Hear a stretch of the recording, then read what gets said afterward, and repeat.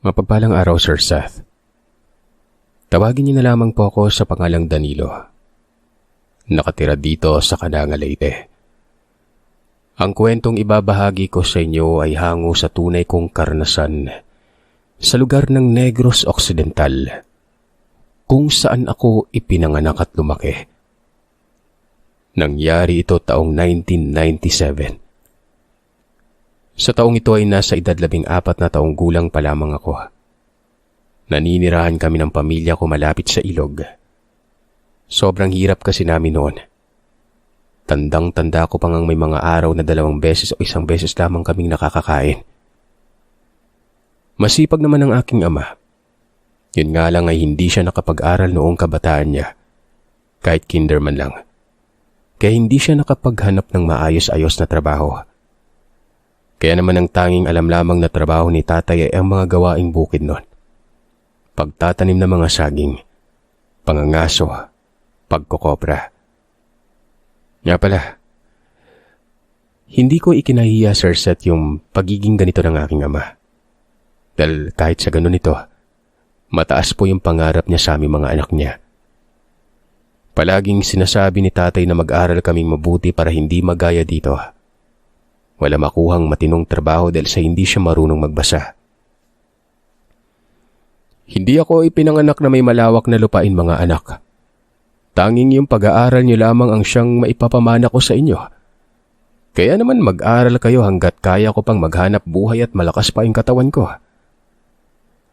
Ang mga katagang ito ang palaging tumatatak sa isipan ko. Kaya nagsikap talaga akong mag-aral noon. Hindi naman kasi lingid sa ating lahat na maliit lamang ang kinikitang pera kapag nasa mga liblib na probinsya at tanging pagbubukid lamang ang trabaho mo. May mga araw o linggo na wala talagang kinikitang pera si tatay dahil hindi siya nakakapagtrabaho. Lalong-lalo na sa tuwing darating ang panahon ng amihan. Yun bang buwan ng tagulan? Kapag ganoon, hindi nakakaakit ng bundok si tatay. Gawa ng tumataas sa mga ilog na tatawiran patungong bundok at maputik at madulas din ang daan nun.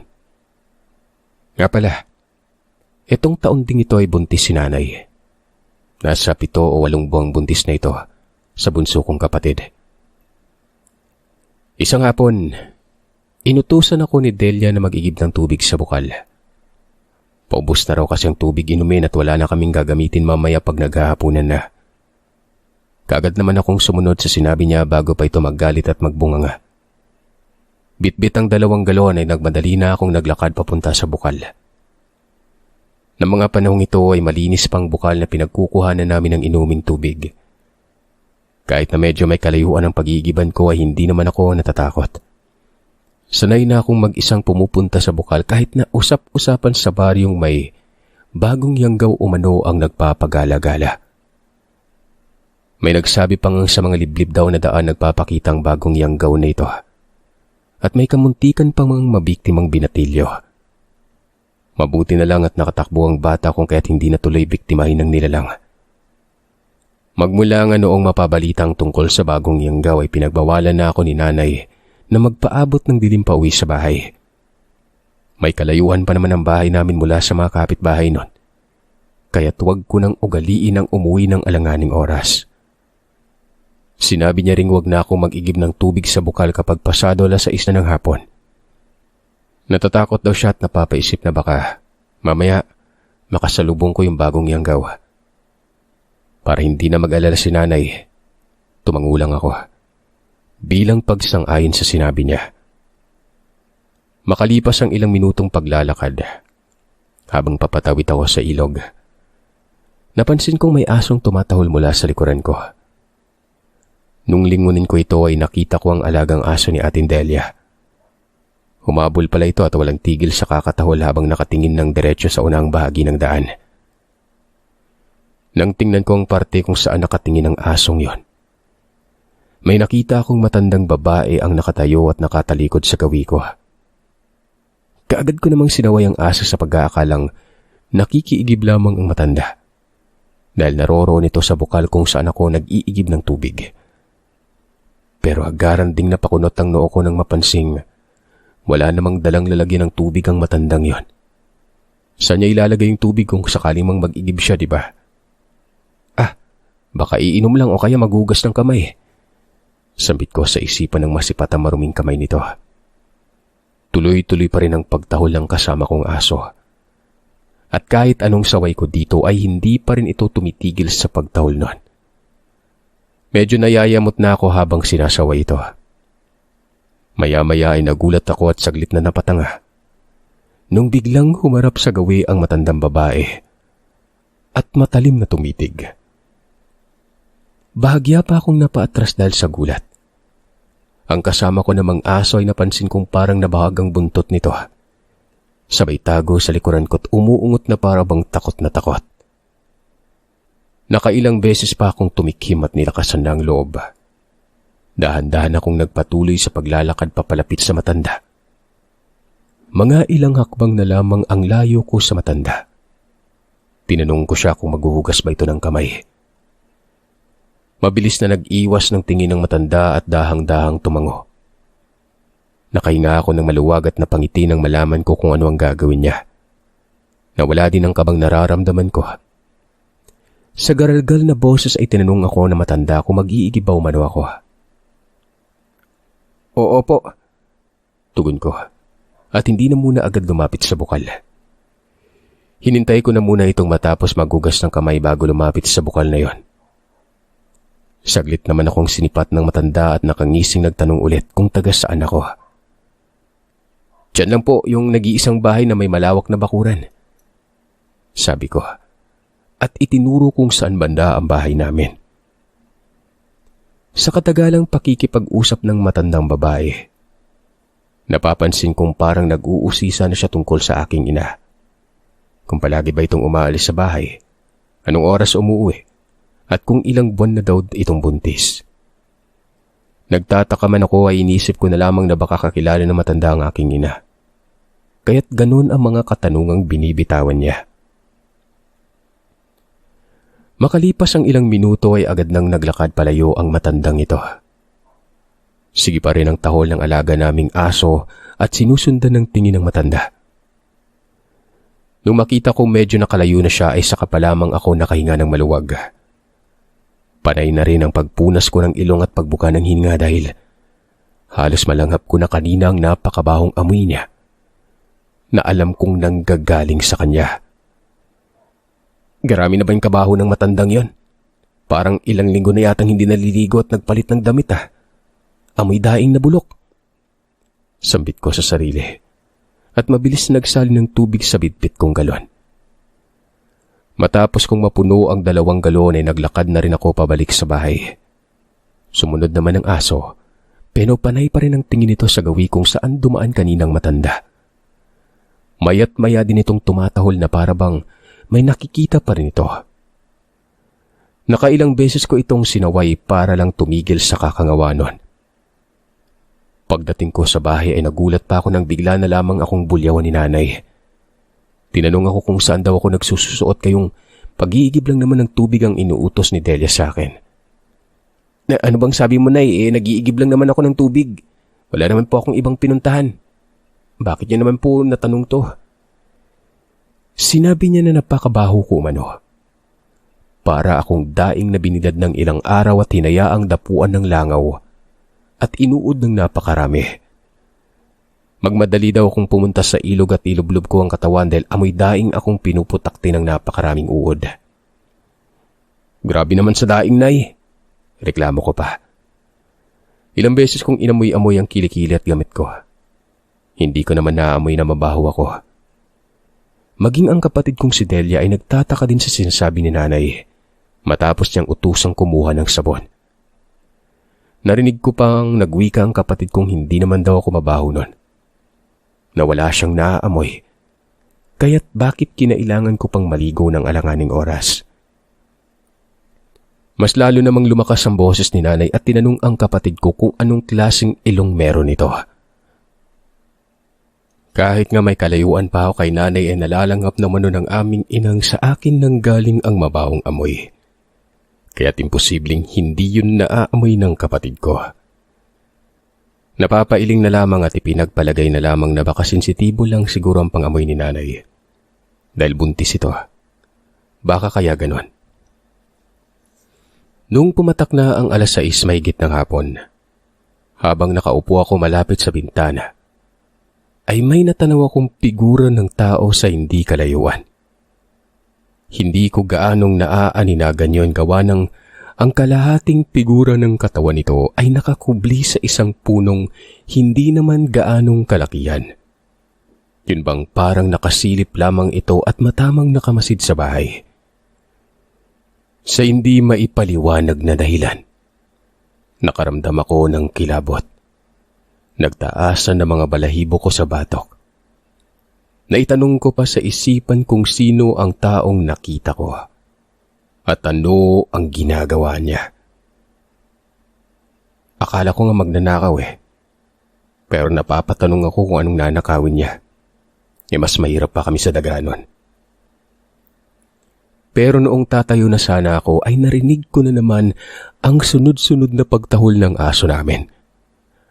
Kumakawag-kawag pa ang buntot nito na para bang may kinatatakutan. Panandali ang tiningnan ko ang aso at sinaway itong huwag maingay, na mabubulabog niya ang mga alagang manok na nasa silong na ng bahay. Mayayari naman ako kay tatay kapag kulang yung mga manok niya sa silong Pumasok ka dito. Sigaw ko sa aso nun. Malapit kasi ito sa gilid ng bahay kung saan naroroon ang alagang manok ng aking ama na bagong pisalang ang itlog.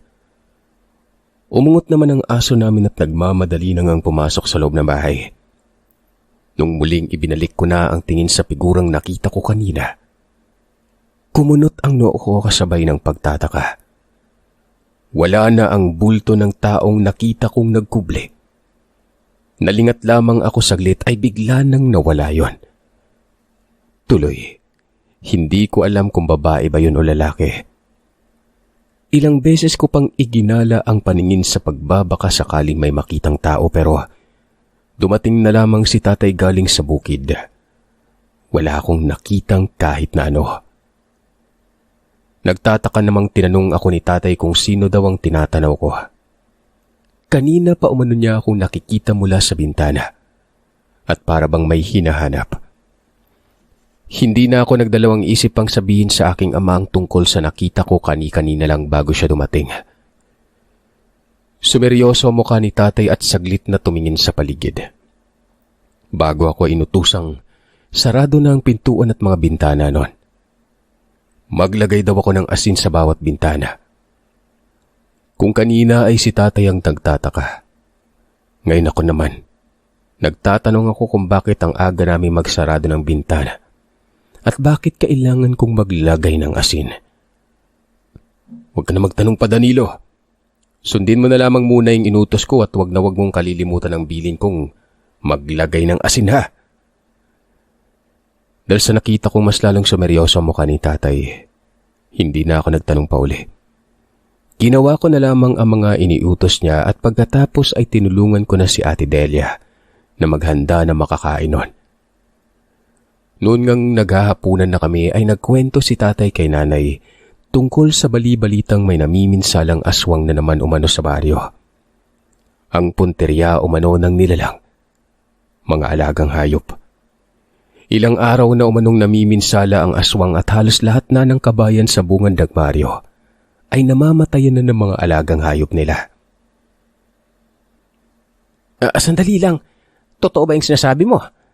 Bakit parang wala naman akong nasagap na balita tsaka wala ding sinabi sa akin si Maring Elena na may aswang na naman palang namiminsala? Wika ng aking ina. Ayon naman sa aking ama, nalaman niya ang tungkol sa mga bagay na yon doon sa kaibigan niyang si Fredo. Nakasabayan niya ito kaninang umakyat ng bundok at ito ang nagatid balita tungkol sa mga usap-usapan sa bungad ng baryo. Binalingan ako ni tatay at ako ang kinausap. Anak, Danilo, yung mga alaga nating manok ha. Pagka-uwi mo galing eskwelahan, wag mong kalilimutang ilagay agad sa silong ng bahay ang mga nangamanok na yon. Iisara mo rin mabuti ang labasan sa silong at baka mamaya maggawi na dito sa atin yan. Mayari pa yung mga alaga natin. Dagdag niya pang saad. Sa ngayon ay wag na raw muna akong sumama sa kanyang umakyat ng bundok. Mainit-init pa ang bali-balita tungkol sa aswang at kailangan ako sa bahay dahil ako lamang ang nag-iisang lalaking anak niya. Kung kaya't ako lamang ang maaasahan niya noong mga panahon na yon. Tandaan mo palagi ang bilin ko Hanggat wala pa ako dito sa bahay ay bantayan mo yung nanay mo. Buntis yan at alam naman nating mabango sa aswang yung mga babaeng buntis. Tsaka yung sinabi mo sa akin kaninang bulto ng taong nakita mo. Sa susunod kapag nakita mo uli sigawan mo at pagbantaan mo para hindi na bumalik pa.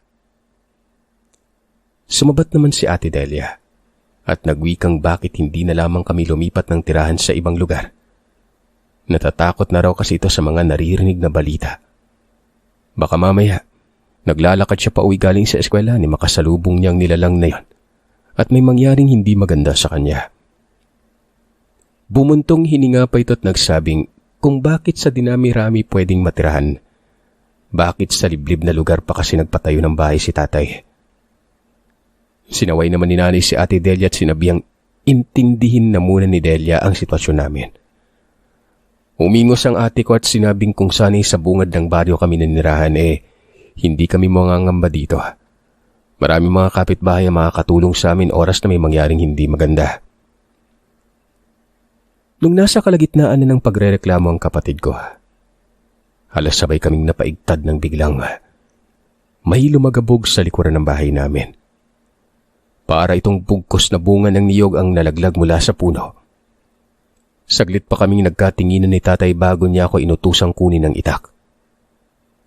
Dito lang kayo sa loob May titingnan lang ako sa labas. Turan ng aking ama matapos iabot ang itak sa kanya. Saglit lang po, sasama ako. Tay, saglit. Sabi ko. Pero umiling si tatay at nagwikang bantayan ko na lamang si nanay. Baka raw mamaya may masamang loob ang sumalis niya paglabas niya. At bigla yung pumasok sa loob ng bahay namin. Hindi na ako nakapagsalita pa ulit. Nagmamadali nang lumabas ang aking ama. Sandaling katahimikan ang namutawi sa loob ng bahay. Maya-maya ay narinig ko ang sunod-sunod na pagtahol ng alaga naming aso. Kung kaya't nagmadali na akong lumapit sa bintana at pilit na sumilip sa labas nun. Nang sa ganoon ay malaman ko kung ano na ang nangyayari. At kung nasaan si tatay. Nagmungkahi kasi noong lumabas siya ay hindi ko na narinig ang boses niya. Hindi ko na rin alam kung saan ito nagpunta. Pero wala pa mang ilang segundong nakasilip ako sa siwang, ay naramdaman ko na lang ang malakas na paghatak sa akin ng aking ina. Sinabihan niya akong wag nang sumilip pa at baka kung ano pang makita ko sa labas ng bahay noon. Sinabi ko sa kanyang gusto ko lang malaman kung nasaan na si tatay at kung ano nang nangyari. Bakit wala akong naririnig na mga kalabugan? O kahit yabag man lamang ng kung ano nun. Puro alulong lamang ng aso namin ang naririnig ko. Maya-maya ay natigilan ako sa pagsasalita nang mapansin kong namumutla si nanay. Nay, ayos lang po ba kayo? Mabilis na inalalayan ko siya paupo at nagmadaling kinuha ang langis sa altar. Nang makitang napapangiwi na siya at hinawakan ng tiyan. Isa lang kasang ibig sabihin nun. Sumakit na naman ang tiyan nito. Agaran namang nilagyan ni Ate Delia ng langis ang tiyan ni nanay. Noong makabalik na ulit sa loob ng bahay si tatay, ay tinanong ko siya kung ano ang nakita niya sa labas nun. Ayon naman sa aking ama. Paglabas niya kanina at umikot siya sa likuran ng bahay kung saan niya narinig ang ingay nun. Meron siyang nakitang malaking pusa. Mabilis itong kumaripas ng takpo palayo. Kasabay ng pagkaripas noon ay nakarinig din siya ng kakaibang huni. At alam niyang kagagawa nito ng isang aswang. Nangilabot ako nang marinig ang sinabi ni tatay. Dagdag niya pang saad. Kaya niya nasabing aswang ang nilalang na nakita gawa ng hindi umano pangkaraniwan ang laki ng hayop na ito. Lalong-lalo na noong nakita niya kung gaanong kabilis at kaliksing kumilos ang pusang nakita niya. Maliban doon ay may mabahong amoy din siyang nanglanghap na sa pagkakaalam niya ay tanging ang mga aswang lamang at ibang nilalang ang may ganong klaseng amoy. Yun bang amoy imbornal na amoy nabubulok na patay? Mukhang tayo na yung pinupuntirya ng pesteng aswang Aniya. At naikuyom nito ang kamao at nagtanong kung ano ang nangyayari kay nanay. Tay, yun ba yung bagong yanggaw na sinasabi nila? Tanong ko. Umiling-iling ang aking ama at sinabing sa palagay niya hindi. Mukhang ibang nakita niya. Sandaling humugot ng malalim na hininga si tatay bago nagwikang pupunta niya raw sa mga sumunod na araw. Ang kakilalang manggagamot na nasa karatig lugar. Tatapusin niya lang ang gawain sa bukid pero pupunta na manggagamot na ito.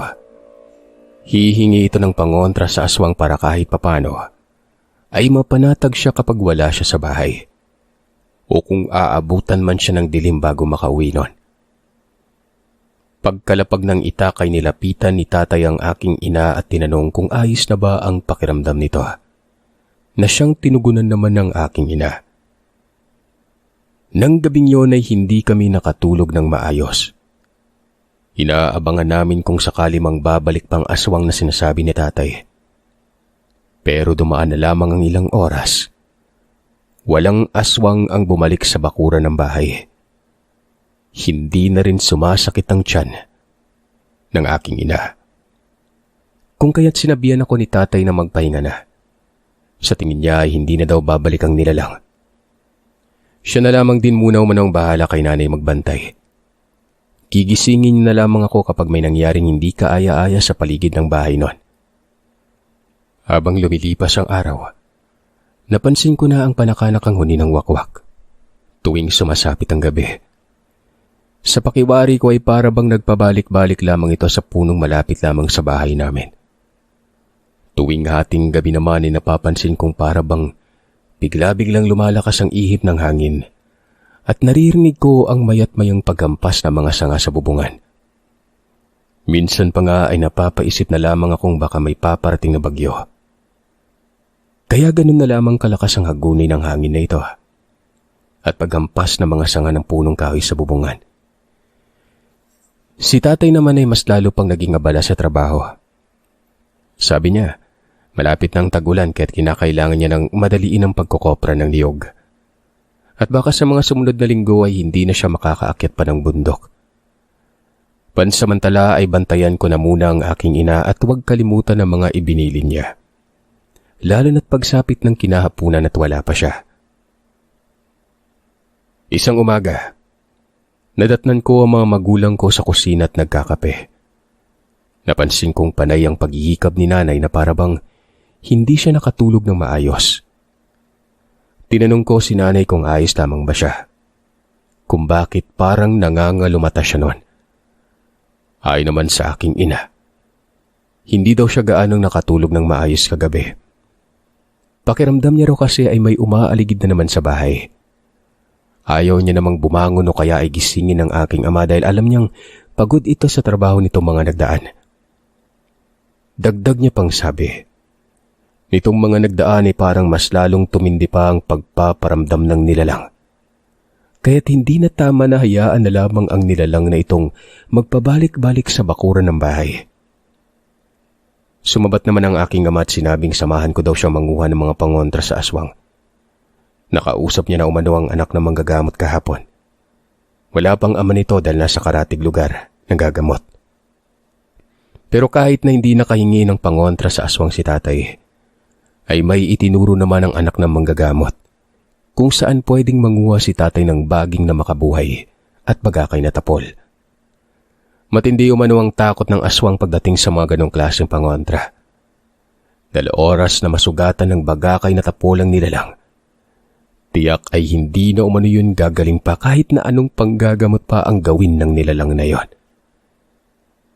Mabuti na lang at naabutan ko kahapon yung anak na magagamot kaya nakahingi ako ng idea kung sa makakuha ng pangontra ng mga pesting aswang na yan. Sa paglipas ng mga oras at matapos kong samahan si tatay na manguha, isa-isa na naming inilagay ang mga bagakay sa bawat sulok ng bahay at nagsabit na rin kami ng mga makabuhay sa bintana at pintuan nun. Naglagay din si tatay ng 3 pirasong walistingting sa pintuan nang sa gayon na hindi makapasok ang aswang sa loob ng bahay. Tingnan natin kung makakalapit pa dito sa bahay natin yung mga animal na yan. Sabi pa ng aking ama, habang inaayos sa pagsabit ang baging ng makabuhay nun. Habang abala kami sa paglalagay ng mga pangontra, ay nagkwento si nanay kay tatay tungkol sa kaganapang nangyari sa kababari naming buntis. Ayon kay nanay, kanina ay pumunta umano sa bahay namin ang kumari niya at ibinalita sa kanya ang tungkol sa buntis na nakunan nun.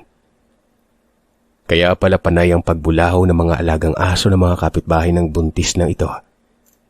Yun pala, may kababalagan na namang nangyayari. Pinag-iingat pa ni Aling Elena ang aking ina dahil nga buntis ito at baka mamaya siya na ang puntiryahin ng nilalang. Halos lahat raw kasi ng mga buntis sa baryo ay kanya-kanyang nagpuntahan na muna sa mga kaanak na nasa karatig lugar. Sa takot na baka isa sa kanila ang isusunod na biktimahin ng nilalang na ito. Huwag kang matakot, Pilar. May mga pangontra ka na kaming nilagay ni Danilo dito sa bahay. Kaya hindi ka na malalapitan pa nun. Sabi ni tatay. Ina nga sabi ko kay Maring Elena at naikwento ko na rin sa kanya yung mga kababalagang nangyayari dito sa atin nito mga nagdaang gabi. Tugon ni nanay. Hindi ko na napakinggan pa ang ibang pinag-uusapan nila gawa ng naging abala na ako sa paglalagay ng iba pang mga bagakay na tapol. Matapos ang mga ginawang pangontra namin at sumapit ng dapit hapon, nasa loob na ng bahay si nanay at ang kapatid ko. Samantalang ako naman ay inutusan ni tatay na magsiga ng goma. Pagkatapos kong magsunog ng goma ay agaran na akong pumasok sa loob. Pagkatapos ay tinulungan ng kapatid ko mag-asikaso ng pagkain para sa hapunan. Habang abala sa ginagawa, muli ko na namang nakita ang matandang babae na nakita ko noong nakaraang nag-igib ako ng tubig noon. Nakatayo lamang ang matanda sa hindi kalayuan at nakatanaw sa bahay namin na parang may inaabangan. Kakaiba ang pagkakatitig ng matanda sa bahay. Pailalim yun. At napansin ko rin parang hindi nito napipigilan ng pagtulo ng laway sa bibig niya. Panay pa nga ang pagpunas nito ng laylayang damit sa bibig eh. Kinutuban na ako ng hindi maganda habang nakatanaw sa matanda. Pakiramdam ko ay may hindi tama sa taong ito. Nag-umpisa na rin akong kabahan sa hindi mawaring dahilan. Pero noong makita kong tumalikod na ang matanda at nagmadaling lumakad palayo, napabuga ko ng malalim na hininga. Noon ngang naghahapunan na kami ay bigla na lamang umalinsangan ng buong paligid. Nakakarinig na kami ng mahihinang huni ng wakwak. Saglit na nagkatinginan kami ni Ate Delia. Punyemas talagang tayo talagang pinupuntiryan ito eh, sabi ni tatay. Tumigil sa pagkain ang aking ama at nagmadali nang umalis sa pagkainan. Sa pag-aakala kong lumabas siya ng bahay, tumigil na rin ako sa pagkain at lumabas na ng kusina. Pero noong nasa pintuan na ako ay nagtataka ako dahil sa nakasarado pa yon. Hindi lumabas ng bahay si tatay. Babalik na sana ako sa kusina para tingnan kung naroroon ba ito. Pero natigilan ako sa pagakbang nang marinig ko ang malakas na pagbulahaw ng alaga naming aso sa labas noon. Hindi na ako nakapag-isip at agaran ko nang binuksan ang pintuan para sana'y tawagin ang aso at papasukin sa loob. Pero gayon na lamang ang gulat at kilabot na nararamdaman ko nang may nakita akong malaking nilalang. Ang nasa harapan ng nakahandusay na aso na wala ng buhay. Bilog ang buwan ng gabing yon kung kaya't kitang-kita ko kung paanong dukutin ng mahabang kuko ng nilalang ang tiyan ng aso at walang habas na hinatak nito ang bituk at pinagpiyestang kainin. Hindi ko alam kung anong gagawin. Ramdam ko ang pangangatog ng tuhod at hindi ko kayang igalaw ang mga paa ko. Sobrang kilabot din ang nararamdaman ko habang pinamagmasdan ng nilalang na hindi ko mawari kung anong klase. Parang pinaghalong baboy ramang ulo, pero yung katawan ay asong napapalibutan ng mga makakapal na buhok. Umaangil din ito na parang pusang gutom na gutom. Maya-maya ay bigla na lamang akong nagulat nang may nagpaputok mula sa bintana. Si tatay. Hawak-hawak nitong skopetang ginagamit niya sa pamamaril ng mga ibon o kaya'y mga ligaw na hayop sa kabuntukan. Sunod-sunod na pinaputukan niyang nilalang. Nang matamaan ni tatay ito ay nakita kong mabilis itong kumaripas ng takbo palayo. Danilo, tara! Habulin natin! Huwag nating hayaan makalayo pa yung pesting yon. Matapos akong sabihan ni tatay ay saka ko pa lamang na ikalawang katawan. Mabilis kong kinuha ang nakasukbit na itak sa dingding ng bahay at nagmadali ng sumunod sa kanya. Maya-maya ay narinig ko ang sunod-sunod na pagpapaputok ng baril ni tatay. At sa hindi kalayuan ay may natanaw akong matandang babae. Ang tumatakbo papasok sa masukal na kagubatan. Habang hawak-hawak nitong dibdib niya. Halos hindi ako makapaniwala dahil ang kasalukuyang matandang hinahabol namin noon ay siyang matandang nakita ko kanina bago maghapunan. At siya rin ang matanda sa bukal. Hindi tinigilan ni tatay ang sunod-sunod na pagpapaputok ng baril hanggang sa tuluyan na itong mawala sa paningin namin. Kinuwento ko kay tatay na nakita ko na itong matandang ito. Sabi niya, mabuti na lang talaga at naglagay na kami kaagad ng mga pangontra sa bahay dahil siguro naggalit ito sa ginawang pangontra dahil hindi na ito makalapit sa bahay namin. Kung kaya't ang alaga na lamang naming asong pinagdiskitahan niya. Di na babalik yun. Kung hindi yun napuruan, natitiyak kung ilang linggo yung magpapagaling. Sa dami ba namang tumamang bala sa katawan eh? Kinabukasan, nang malaman ng manggagamot na may aswang na sumugod sa bahay namin. Pumunta ito. Sinuri ang ipinagbubuntis na nanay kung nasa maayos ng bang kalagayan. Habang sinusuri niya si nanay ay napag-alaman naming siya pala ang gumamot doon sa dalagang napapabalitang bagong yanggaw. Kaya ilang araw siyang wala. Ang anak niyang panganay umano ang nagbalita sa kanya tungkol sa pagpunta ni tatay sa bahay. Matapos magamot si Nanay Sirset ay sinabi ng manggagamot na nasa maayos na kalagayan na ito, kaya't walang dapat ipag-alala ang aking ama. Bago umalis ang manggagamot ay may iniwan siyang pangontra. Binilinan niya rin ang aking ina na dalhin ito palagi. Tungkol naman sa matandang babae, hindi ko na ito nakita pa ulit. Natahimik na rin ang usap-usapan patungkol sa aswang. Dahil lumipas lamang ang isang linggo, may nanirahan ng isang manggagamot sa baryo namin.